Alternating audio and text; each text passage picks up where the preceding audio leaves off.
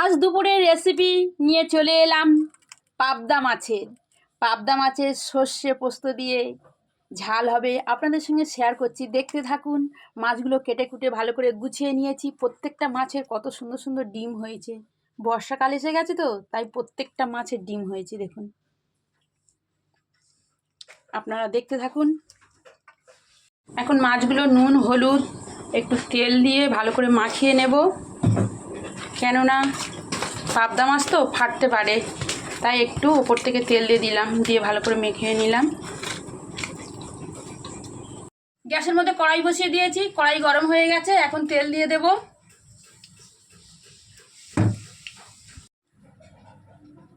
তেল গরম হয়ে গেছে, এখন মাছগুলো এক এক করে ছাড়বো, তবে একটু সাবধানে এই মাছ ফাটে। মাছ প্রচণ্ড ফাটে, একটু চাপা দিয়ে দিলাম।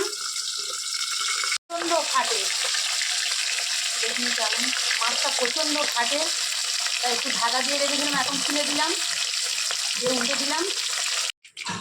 মাছগুলো সব ভাজা হয়ে গেছে, তবে আমি বেশি কড়া করে ভাজি না, প্রত্যেকটা মাছ আমি হালকা হালকা ভাজি। তেলের মধ্যে দেব কালো জিরে, কাঁচা লঙ্কা, রসুন বাটা।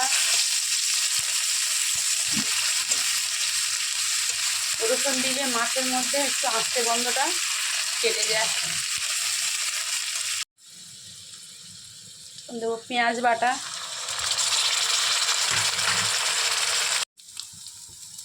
টমেটো বাটা।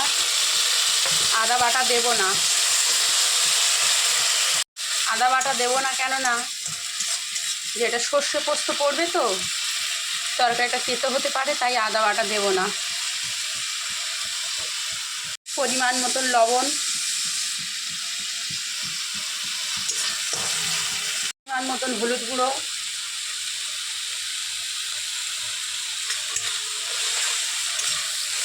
মশলা দিয়ে তেল ছেড়ে দিয়েছে। এখন সর্ষে পোস্ত বাটাটা দিয়ে দেব, একসাথে বেটে নিয়েছিলাম।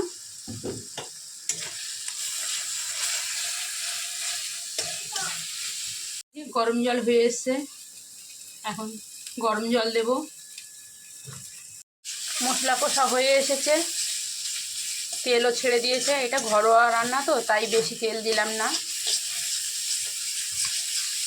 দিয়ে দেব,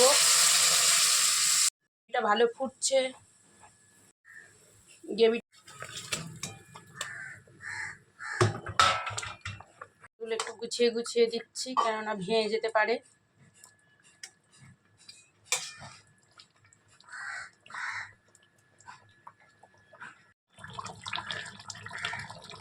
পাবদা মাছের সর্ষে পোস্ত প্রায় হয়ে এসেছে। উপর থেকে একটু তেল দিয়ে দেব।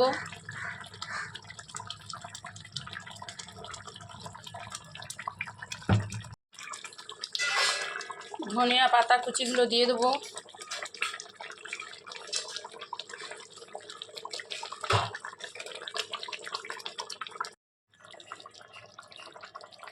পাবদা মাছের সর্ষে পোস্ত হয়ে এসেছে, স্বাদ ছিল সেই, টেস্ট করলাম।